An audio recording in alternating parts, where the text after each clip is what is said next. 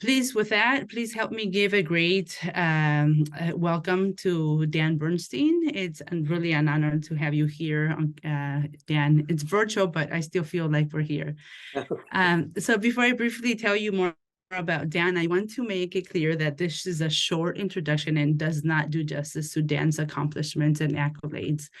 Dan is a Stanford University graduate who found his way, what I call home, to Riverside, right, to the press enterprise more than 40 years ago. His duties as a newly minted journalist included writing business stories, covering city council and other beats. But soon he became the newspaper's stellar columnist. At times, he used wit and humor to get a point across, and other times, use the words like razor blades, and I admire Dan highly for that. So he remained at the press enterprise for 38 years and finally decided to retire a few years ago. During his retirement, he's been spending zero time resting, right, Dan? Besides spending time with his beautiful wife and perfect dog, Harry, who might make an appearance once in a while. Oh, there he is. He's making an appearance, Harry. Dan plays the trombone in area hospitals, bringing joy to patients and medical staff. He's written several books, including 2 children's books, and in 2019, he published the acclaimed Justice in Plain Sight, How a Small Town Newspaper and Its Unlikely Lawyer Opened America's Courtrooms. In this book, Dan details how the press enterprise pushed to have journalists inside courtrooms to write about criminal cases that obviously impact the community. Justice in Plain Sight received much praise, including from Donald Graham, the former publisher of the Washington Post. In his praise to Dan's writing, he said, "I simply loved Justice in Plain Sight. It is like a fairy tale with a landscape populated by now extinct beast. For those who want to understand what journalism can mean to a community, here's a well-told story of a very good newspaper." And with that, I leave you to learn about op-ed writing with the one and only Dan Bernstein. Thank you, Dan. Hey, thank you, Sandra. Good afternoon, everybody. It's kind of weird because I can't see any of you, but I'll just pretend that the place is packed, and I do encourage you to ask questions. I've got kind of a script here, kind of a how-to script, but and I will go through that. But there's kind of segmented, so along the way, when we jump from one subject to the other, you might want to ask something before we keep moving on. I'm actually very flattered and honored to be here. I think a lot of you are, and thank you for showing up to this virtual seminar. And I congratulate you for wanting to kind of stretch, get beyond your kind of comfort academic zone, which I think takes a lot of work and a lot of rigor, and kind of branch out into the general public op-ed writing. Because I think when I read op-eds and I try to find out more, it helps to be hearing from an expert and reading what an expert has to say. And you are the experts, and I think people want to hear from you. And this is just kind of my, what you're about to hear will be kind of how I went about writing my columns. And there are some things that are totally optional. There's no one way to do that, but this is just kind of a little primer. So you kind of take what you will from it. And again, feel free to ask questions. So I'll just start out. What is an op-ed? And it's an old school term about an opinion piece. It is an opinion piece that appears opposite a newspaper's editorial page, op-ed. I don't know how they came up with that, but I guess it probably meant this is not an institutional column. This is someone else writing who is not a member of the editorial page staff. So this doesn't represent the paper, this represents an individual opinion. And in fact, an op-ed is fundamentally an argument. You are the expert, or an explanation. You are the expert, this is your field, and you have decided something is made you want to write something to enlighten readers and maybe, and hopefully persuade them to your point of view. That's kind of what an op-ed boils down to. It's an opinion piece, and you are the opinion maker in this case. You're the expert. So what is step one of writing an op-ed? It's pretty obvious, but step one is really the idea. You've got to have the idea. Who knows where you're going to get it? To me, it was sort of magical in a way. You know, sometimes I would be following what was going on in a particular jurisdiction, city, county, or some kind of incident. But other times, I just would be kind of keeping an open mind, and desperately open mind, because I had to write 4 columns a week, and looking for something that would basically go into the strainer and not come out. And my sort of point of view, my modus of operandi was anything could make a column. And so it would go through this sifter, this strainer, and if something stuck, that's what I would write about. That's the idea. So you have an idea. Suppose you have this idea. And what if your first thought is, I really should write about this? If that's your first thought, then you should not write about it. There should be no shoulds in op-ed writing, because readers can tell, and believe me, I've made this mistake. Readers can tell that you're kind of faking it if your heart's really not in it. And you think, I'm just doing this because I should say something. This is my field. Maybe someone has said, hey, you're going to write something about this, aren't you? And you get to thinking, yeah, maybe I should do that. But if that's what you think, should, don't do it. Don't do it. Wait for something else. Now, what if your first thought is, I really want to write about this. There's an idea out there. I really want to write about this. Well, then you've got something. Then you're in business. And this means really that you have a very solid point of view.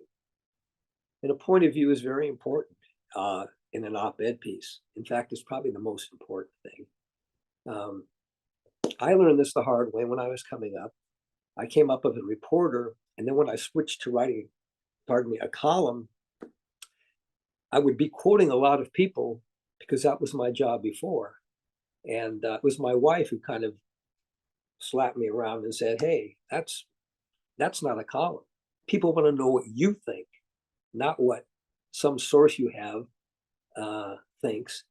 And all you're doing is filling this space because that's the easiest way to go, but it doesn't tell anything, doesn't tell the reader anything about what you think and why you're writing the column. So you have to have this point of view.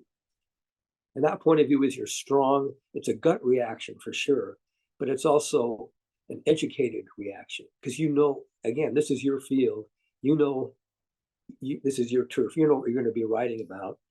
And readers expect the writer, an op-ed writer, to have that point of view. Have the point of view, and then having that, be able to back it up with evidence or examples to kind of flesh out and strengthen your argument. Okay. Any questions so far? Okay, Been very clear. No questions yet. Okay. All right. Fair enough. All right. So now you have an idea and you have a point of view. How do I get started? Now, this is just one way to get started. There's probably many ways. Actually, I have this thing right here. It says, write a short sentence stating exactly what you want to say. Maybe you have new information. Maybe you have a unique style and perspective. You want an editor to say, I didn't know that. Or this is a fresh, well-written approach to a subject that so many other people have beaten to death. You want to, again, this is not you're trying to grab the reader and the editor at the same time. So yes, writing a short sentence might be a good idea because it really makes you boil down your thoughts. You got to crystallize a thought in one sentence. Doesn't even have to be a long sentence. It could be a few words.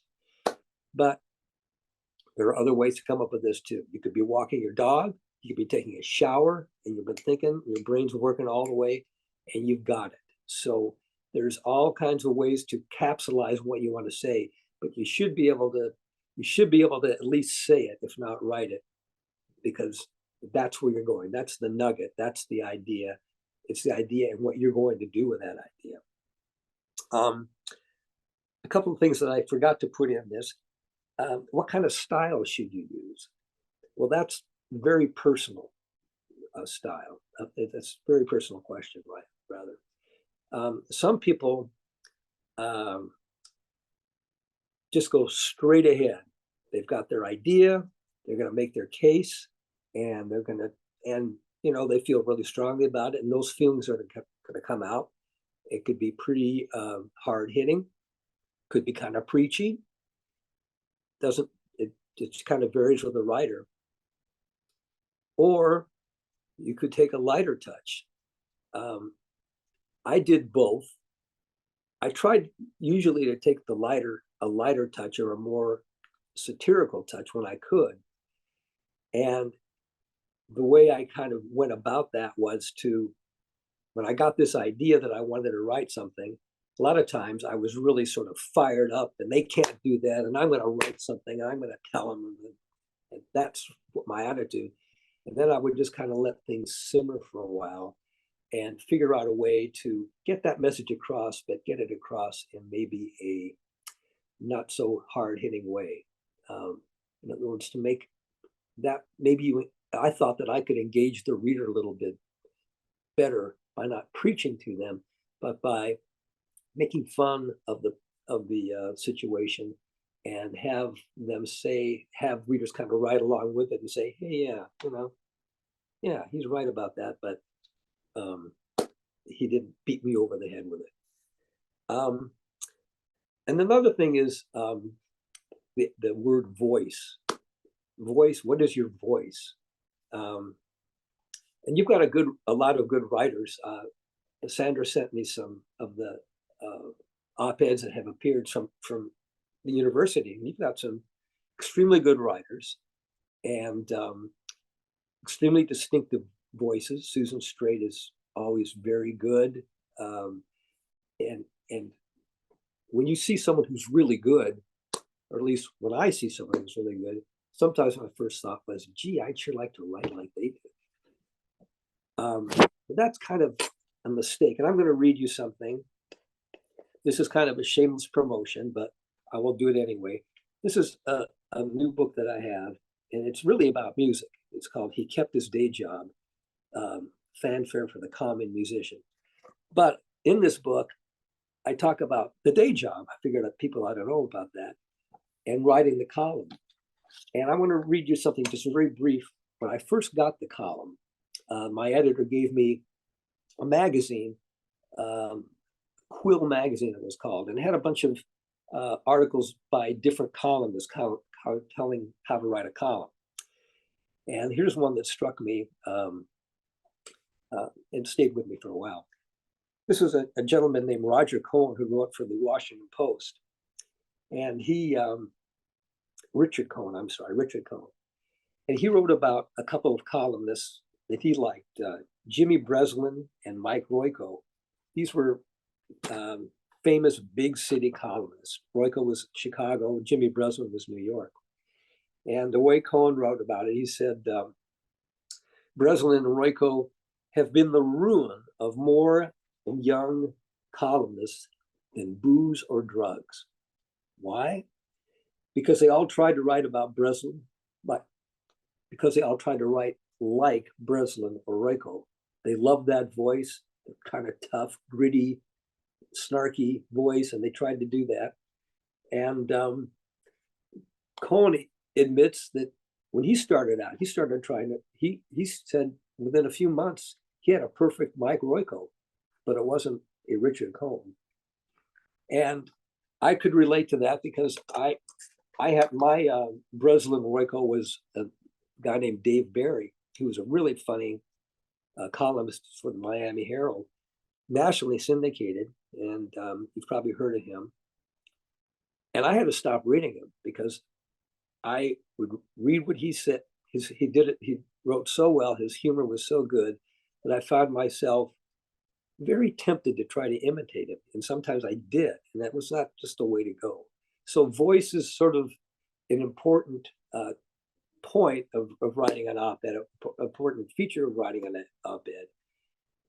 And it's got to be, of course, ideally your voice, which doesn't mean that it has to be totally unique, but because, you know, a lot of writing is sort of derivative of other people's styles, but do your best to kind of find your own voice, how you would say something, how you would write something, rather than say that was such a great column he or she wrote. I'm gonna do something like that. So that's a lot of information on one little topic about getting started, but those are the sort of things to think about. Your voice, the style you want to use. Do you want to be straight on? Do you want to do a little bit lighter, but in a satirical way? Those are the sort of things that you should think about. Any questions? No questions. Okay. All right. Not yet. Move on. Okay. So how do you get started? I think the way to get started is not to go with your best punches, your evidence, and lay it all out yet. You want to draw the reader in somehow. You want to have the reader. It could be part of it's a headline, which you would have no control over, but the headline is really kind of based on what you're saying. So you got to figure out how am I going to get this reader interested in what I'm saying. It could be an anecdote, a little story that ties in to what you're about to write. Maybe as you've thought of your idea, you're thinking of a situation where that applies, maybe in your own personal life, or maybe a friend or an incident that you can start off with kind of a colorful story, not long, but just as a lead, they call it a lead or an intro, just to kind of get people in a mood to say, well, this is interesting, what's coming next.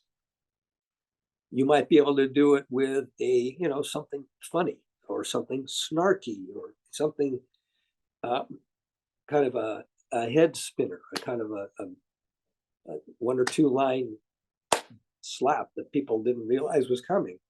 You could do it that way too. A lot of it, it's I know it sounds kind of general and amorphous, but you've got put it this way. You're the expert. You know what you want to write about. But now you're kind of stepping out of the academic circles. You're not writing for your colleagues. You're writing for a general reader, and put yourself in the position of a general reader. What is going to interest you? What's going to interest you in an op-ed piece? What's going to draw you in? And how can I make what I want to say? How can I introduce that subject in a way that readers are going to say, hey, that's pretty, I'm going to read more about this. I'm going to read more. I would say do not, I originally had try not. I think I have try not here, but I would always say do not start with a quotation. I think quotations to me, it's kind of a lazy way to get going. And also it's not you who speak. The first voice they hear is not even your voice. It's someone else. There's a role for quotations, I think, in your op-ed piece. But if and when you use them, be judicious. Don't let someone go on and on and on, which was a mistake I made right out of the box. I made that as a columnist. People want to know what you think. You can use a quotation as evidence or as a backup, but don't let someone steal your thunder and just kind of run off with your piece. Okay, So we're talking about the reader and grabbing the reader and making the reader say, that's interesting. I want to read more. I want to see more. So who is your reader? Who's your reader anyway? Well, probably in your setting as a professional, as a professor, oftentimes your audience could be fellow colleagues, that you're writing papers or articles for them, not for them, but that that's your audience. They're going to be reading this. Maybe it's your students. You're writing something, some sort of instructions for them. But this is different than either of those. Your reader here, if you're writing an op-ed for a newspaper, is really the general reader. Your audience is the general reader. And the general reader is kind of hit and miss sort of thing, really. If you've read a paper recently online or read a paper, one of the great things about a newspaper is that there's something there probably for you, but not everything is there for you. So it's kind of unpredictable who this reader is going to be. But what's probably most important is no matter who it is, your writing has to be accessible to them. They have to want to know more. If they see the headline on the column and they read the first couple of the opening, which is a victory, they do that. You've got a big chance. That means they're interested in the subject and they want to learn more. So you've kind of got them. You've kind of hooked them. So now you have to be able to stay with them, make them stay with you. So, and I say this having no idea how you write as professors, but just sort of, and my experience is education in general. For the general reader, I would go easy on the jargon. No big words, really. Nothing that people are going to have to say, I wonder what that means. Easy on the acronyms, unless they're really common, because people are going to read it once and then they're going to see it again and they're going to say, what does that stand for?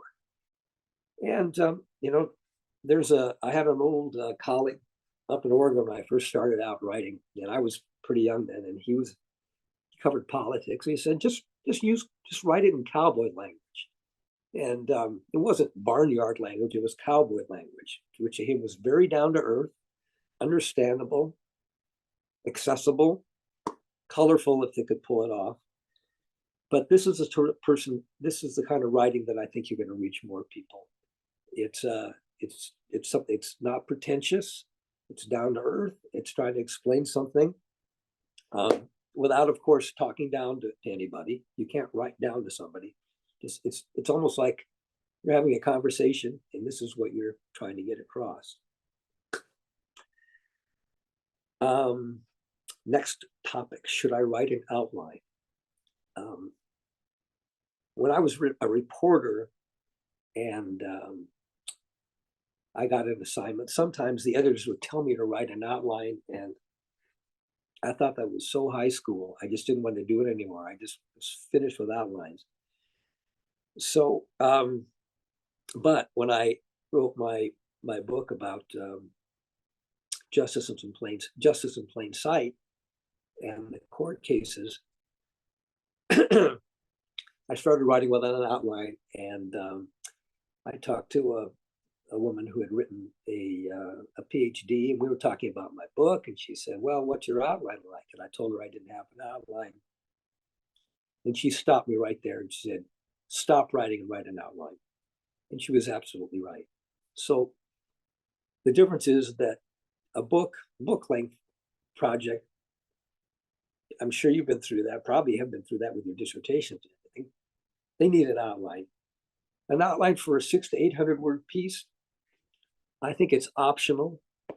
I think it would help, but the real goal, the real bottom line is to get your arguments in, get them lined up. You kind of are, if it's not an outline, it's in your head, it's a roadmap. got to have a beginning. You've got to present your case, and then you've got to wrap it up. So, pardon me. So that's sort of the arc of your op-ed. It's going to be short, but comparatively, but at some point, you're going to have a path. If writing an outline helps, by all means do it. And it probably doesn't take that long, because it's not going to do that long of a piece, but anything that clarifies your thinking is helpful. Okay, so now you're on your way, and you've got your argument, you've got your evidence, and you're writing. And so it comes to the question, and I've dealt with this before too. When I'm writing my piece, when I'm trying to persuade people and I'm using my arguments, can I ignore the counter arguments? You could, but it's probably not a good idea. You have to kind of give your readers credit for being critical thinkers. They're going to be looking at your piece, at your arguments, and at some point, kind of in the back of their mind, they're going to be thinking of the counter arguments. They're going to be thinking in a way, well, what about this? And what about that? Some of them will be pretty obvious. So the best way to handle that is not to ignore them, but to address them, not in any great length, because you're writing for probably a limited space. Although sometimes now that newspapers are online, you can go a little longer, but I think the guidelines are pretty strict. They make exceptions, but sometimes they're pretty strict. So it would be a good idea to acknowledge those arguments, not every one of them, but the ones that you think are the strongest. And then having acknowledged them, point out the weaknesses in them. And again, you don't have to go on and on about that, but better to kind of acknowledge them and then plant a seed of doubt that, hey, this is what they say, but they're dead wrong, and then move on. So it does help. It helps your credibility, actually, to go ahead and acknowledge those arguments. Pardon me, I should probably get some water. I'll get my dog to get me some water. Harry, get me some water. Thank you. How can I cram all of my material into 600 to 800 words? Well, you can't. It's a totally different animal, this op-ed writing. It's not a long paper. It's not a dissertation. It's a, it's just a pretty short piece. It's just a pretty short piece, pretty short opinion piece. And think of it this way. You're reading a paper, newspaper, an op-ed piece. You're probably in a hurry. You don't have all the time in the world. And an opinion piece, I've even noticed on some of the websites, they tell you now that it's a 3-minute read or a 6-minute read, just to kind of warn you what you're getting into. And of course, that has everything to do with your reading speed. If you're a slow reader, it'll take longer. I'm a slow reader, it's going to take me longer. So, but you're asking a lot of a reader today, busy people are busy. Plus, you have to acknowledge that this thing is a kind of an attention deficit enabler. People are spending so much time with little snippets that reading a long piece is actually asking something. So you have to keep that in mind. Your challenge is not, you're not going to be able to get everything in, that you might want to say. Your challenge is to really be succinct, boil it down, and make sure, I'll get to this a little later, but make sure that there aren't any what we call speed humps in your piece. The last thing you want to do is create an obstacle for your reader, because they'll just stop reading. They'll go on to something else. If they get bogged down, you're going to lose them. So keep in mind that it's a time element here. You're asking for people's time. and you want to make things move fast so they will get through your piece before they go on to something else. Okay, so now you're done. You've done it. Now what do I do? Well, you're not done yet. Now you're entering what I consider to be probably the most important phase of all. And people, I remember when I'll give you a little anecdote. This is a little bit, a few grade levels down, but I used to go to elementary schools from time to time and talk about writing. And before I would talk to the kids, I'd talk to the teacher a little bit just to kind of get the lay of the land. And the teacher would say, yeah, they write every day, which is true. I believe they write every day, maybe 10 or 15 minutes every day. And so when I was talking to them, I said, I hear you write every day. How many of you really like to write? And boy, their hands went up. Every hand went up, and which was great. And then I asked them, well, how many of you like to rewrite? And it was crickets, maybe one or two people, and kind of moans and groans. And it's one of those things that I don't know what it is, but when most of us write something, they think they got it right the first time, and that's it. Why mess with it? But that's not true. As you know, I'm sure that you've done enough writing to know that you're just getting started. So on your op-ed, I suggest, and I did this when I was writing my column too. I did this kind of all through the day. Make yourself stop for a while, walk away, get a drink of water, something to distract you, and then come back and kind of pretend that you're reading what you've written for the first time. I mean, you're reading it for the first time. And this is really, it's kind of magical actually, because you begin to start seeing things that you didn't see before.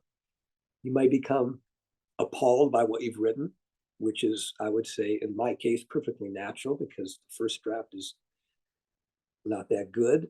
But that means that if you're appalled, how could I write that? That means your brain is trying to rescue you. They're trying to do something to bail you out so you won't look, like a stupid newspaper columnist like me. So embrace that rewriting. It opens a lot of doors and a lot of ideas, a lot ways to express something a little bit different, maybe an image or a turn of phrase that you haven't thought of before. And keep in mind that it's all your writing. These are all your ideas that are down in the first place. That you've already got the bones of it, the guts of it right there. And now you're just making it better. And I think you will be, if you haven't tried this with an op-ed piece, you'll see that it clarifies things. It'll be much crisper for your reader. And you might even figure out a way, you might even think, well, this is pretty serious, but if I use this word, I could make it a little bit more entertaining. I could just kind of engage and read it a little bit more. You have a lot of options. Everything's on the table. And that's a nice thing about rewriting, because it is your idea. It's your writing anyway. And you're just making it all better. It's really essential too. You've got to do it. And I wrote this down as kind of what I used to do. As you write and rewrite, speak what you wrote. Kind of just read it out loud. Pretend you're reading it to somebody. Pretend you're reading it to a radio audience or a TV audience. And why would you do that? Well, because you're having it's kind of a conversation in a way, or you're talking. It's supposed to be kind of remember this cowboy language, down to earth opinion piece. And see if you can get through it without stumbling. See if you've used some words that you trip over, your own tongue trips over. If the syntax is wacky, so that again, that speed hump. It's not a smooth sailing. There's the velocity gets somehow interrupted. Then you will know that this is something that I've got to fix. It really does help to kind of read something out loud. It's a one other thing I used to do is I would kind of in the final stages, I would listen to music, kind of a fast up-tempo jazz piece, maybe a band piece. I put on my headphones. I didn't have earbuds in those days. Put on my headphones and have that on, not blaringly loud, but have that on, and then read it to myself, maybe even speak it to myself as I listen to the music, because that music kind of makes you kind of be kind of. I think it helps if you're up tempo, and you can be reading that and not if you're not stumbling over what you've written as this music is kind of clicking along in your head. It's kind of reassuring, okay, if I can get through that, readers can get through that. So that's obviously one person's method. There are other ways of doing it, but do try reading what you write out loud. To me, it helped a lot. And finally, okay, so you've written it, you've rewritten it, and you think it's great, but you're the only one who's seen it. Nobody else has seen it yet. Now what do you do? So this is the big gulp, because now you have to show it to somebody. And you want to show it to somebody who you trust, and someone who will be honest with you. Pardon me. Someone who will tell you, yeah, this is really good. I think that you're on the right track here. But someone who will also say, yeah, but this part right here, you just lost me. I don't know what you're talking about. I just don't get it. Or this thing really drags. It just, you're saying the same thing 2 or 3 times. Can you cut that out, condense it? You're going to get that kind of feedback, and it's good to have it now before you submit it to the Washington Post or the LA Times, because they won't be so kind. They'll just kind of say, no thanks, and that'll be it. You won't get any feedback from them, probably. So with that, that is the end of my little sheet that is available. I think that Sandra could get you a copy of that if you'd like. But this might be a good time to take some questions. Yes, thank you, Dan. That was really great. Thank you for a very clear, concise. We do have a couple questions. Oh, good. First question that maybe you can answer is, how do you get a publication to consider your op-ed? How is the process around getting published? Well, it's probably actually I have very little expertise in this, but what I do is, in the times that I've submitted, I just follow the rules. Follow the rules that they lay out. Submitting a piece to the Washington Post or the New York Times or the LA Times, they have their rules. They want a word length. That's the big one. They're pretty much open to anything. They don't want to discourage you about your subject or anything. It's pretty wide open. And then just basically do the best you can. Write it and submit it, because if that's probably one universal way to do it. Now, it probably helps if you know somebody at those papers, or if you know somebody who knows somebody at those papers that might be able to put in a good word for you, or say, hey, you might want to read this story. This is a person who's an expert, and I think she'd be good. and she would be a good match for this paper. And I'm not sure that happens all the time, but I do think that once you do succeed a few times, then you build a reputation, and that makes it a little bit easier. So And it's also, sorry, Dan, to interrupt. I think that maybe you can speak about the importance of being in tune with news, right? So if there's something in the news, then you have a unique uh, opinion or a unique piece of research that can contribute and elaborate or expand on the conversation that's happening in the news, that might be at the right time to write one and to submit, rather than when it's, not trending per se. No, that's exactly right. A lot, when you read op-eds, for the most part, they're very topical. They bounce off, people are bouncing off the news, whether they're journalists or academics. They're keeping their eyes out for what's going on in the world. And, it could be about vaccines, it could be about war, it could be about education, it could be about just about anything. It could be social problems. And I think that's a really good suggestion. You got to if you're going to want to write for a newspaper, you got to read that paper, see what they are covering.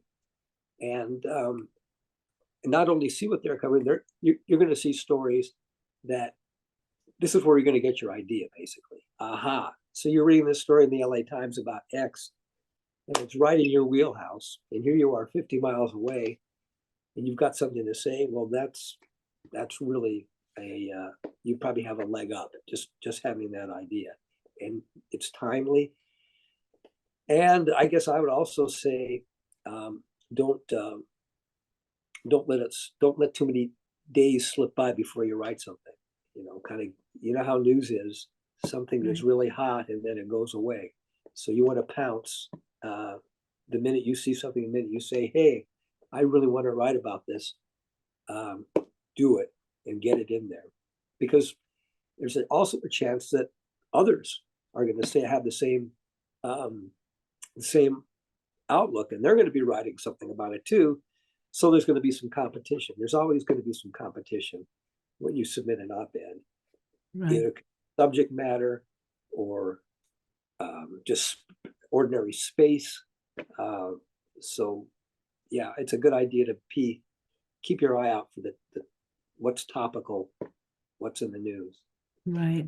And I'm glad you said that, because the other question here is a little related to that. So given that a response to the op-ed submission from an outlet might take several days, because the response is not always immediate.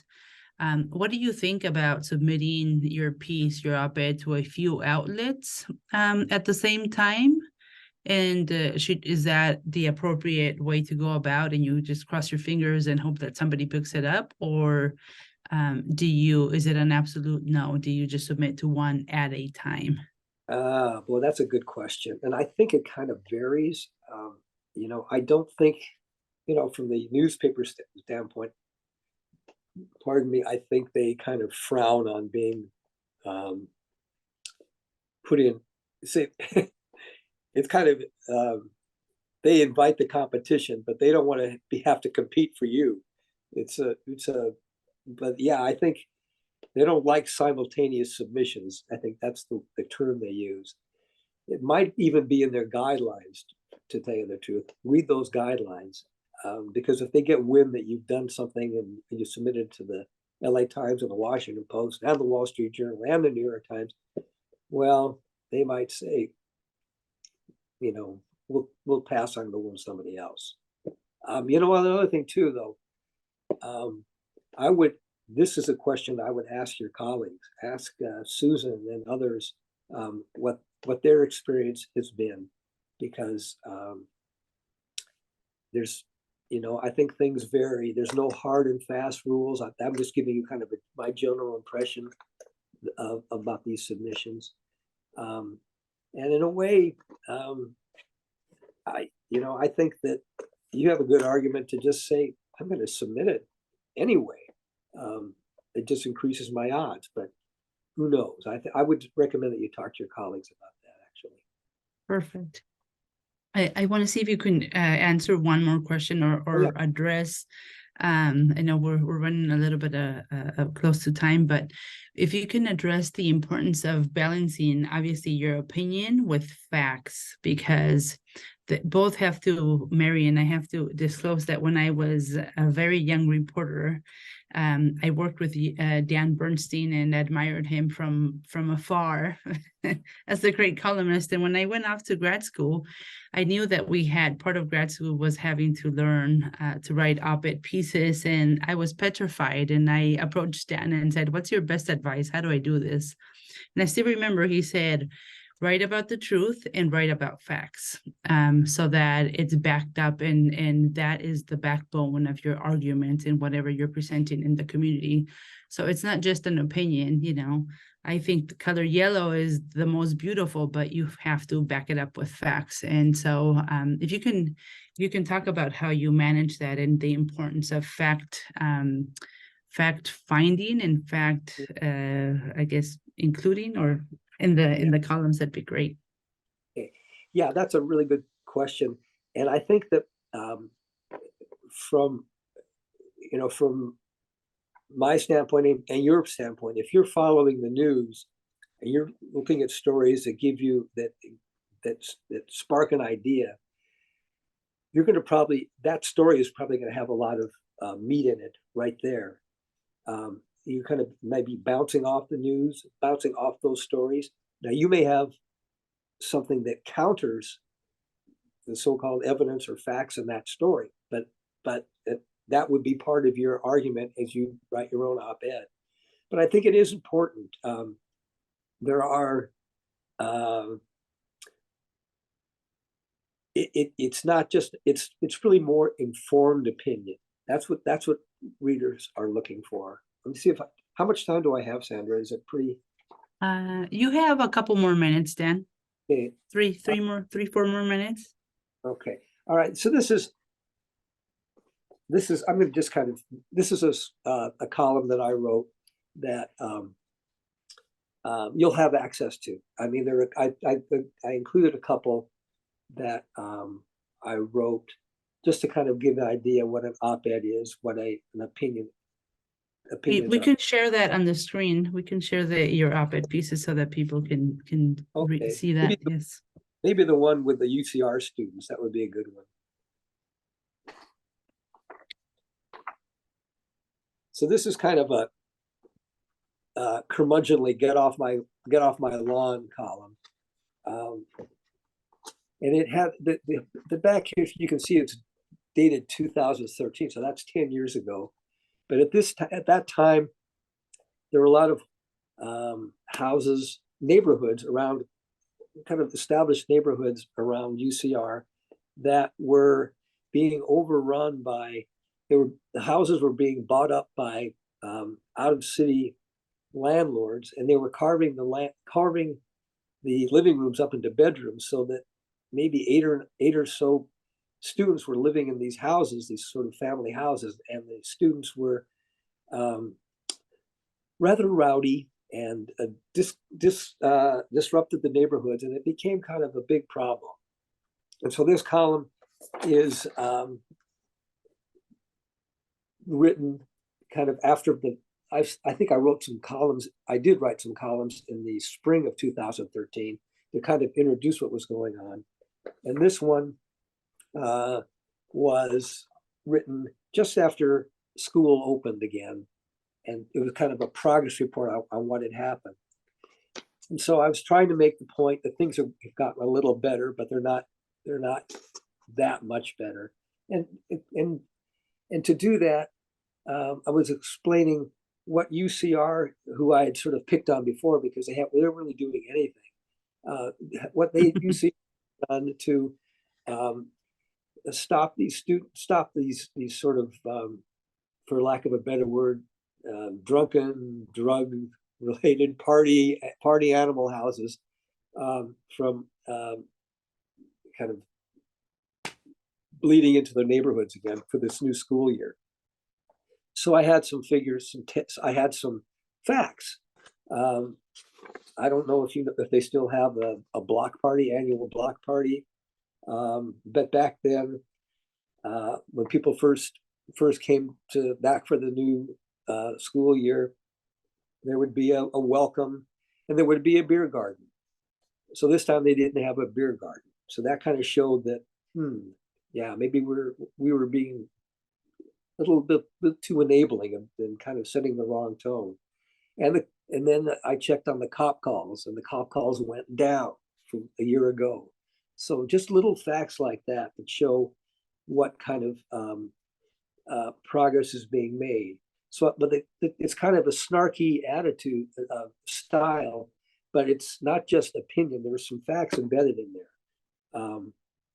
And what the police themselves did, they went out to houses. They went out to some of these problem houses, and they basically, I call them welcome wagon visits before the block party, and they ticketed hosts for giving alcohol to underagers. So it was sort of these are sort of preemptive things to do at the beginning of the school year, just to set the right tone.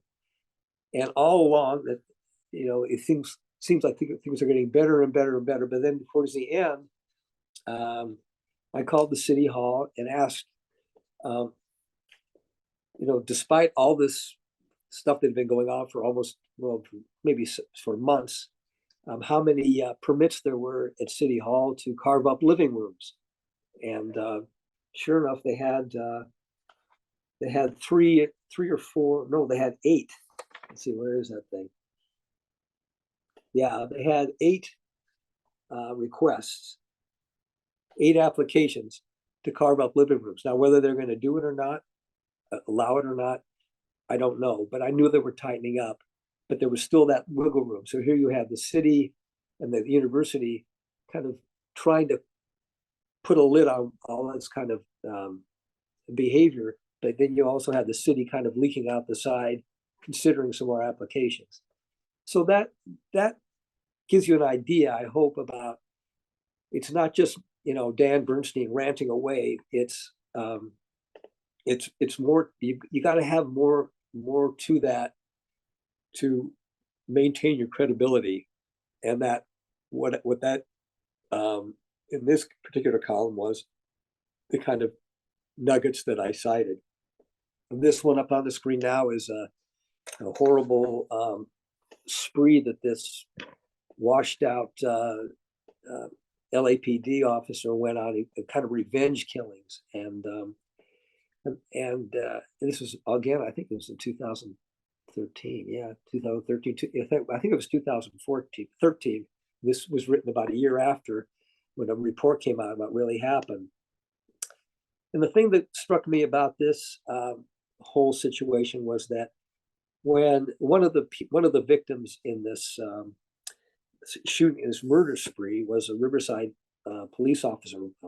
He and his partner were ambushed, and so after he died, I'm sure how you've seen these processions of police vehicles and officers from all over Southern California coming to pay their respects, as well they should, to a fallen officer. But again, this column came out a year later based on a report by one of our reporters that showed that here they came. A lot of these groups came out, including the LAPD, came out to warn this gentleman. But when his life was in danger, the LAPD in particular really dropped the ball. They didn't get onto the county law enforcement frequency. They knew this guy was coming. They didn't have their own radios. They had to borrow a cell phone from a motorist. And by the time that the police officers were confronted by Dorner, it was too late. So it was just sort of a tragedy that it probably was preventable. And that was sort of the gist of this, that it's very nice to come out after someone has been killed, but what about using procedures and communicating with a fellow a law enforcement agency to prevent something like this from happening. So again, that was my idea, was the sort of the irony. It turned into I would say a fatal irony of all this outpouring of sympathy when there was no one there to help the guy in the first place. But so that was my sort of outrage, but it's backed up by more than just venom and outrage. It's backed up by this report that kind of outlined what went wrong and how this thing might have been prevented. Perfect. Thank you, Dan. Thank you so much. These are really great examples, and we're happy to share with all the participants. We can email those examples of those columns so that they can see.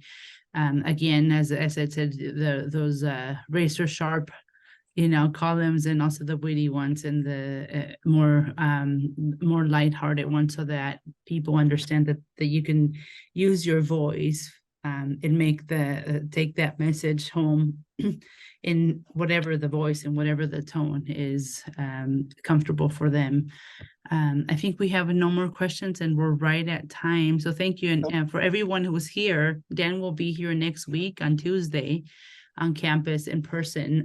The idea is for everybody all the participants who were here today, to come in with an idea and walk away by the end of the session next week with a draft, because your topics, as Dan said, they're important, they're relevant, and it's so much better to have an outline or a draft in place, so that when the news hits and this is your area of expertise, you have something in place that you can either fill in or revamp or update a little bit. So I really hope you can join us. It'll be hybrid. And so for those, you can join virtually or in person on campus at Interdisciplinary South 3023.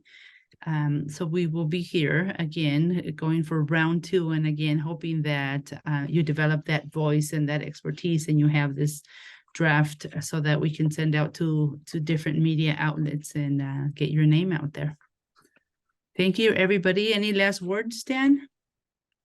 No, thank you for having me, and best of luck to all your writers out there. I think it does take I admire you for kind of going through another genre, so to speak, and trying to enlighten readers and put your expertise on display. And don't get discouraged. Keep at it, because the more you try, the more used to it you'll get into a rhythm. And look forward to seeing you next week.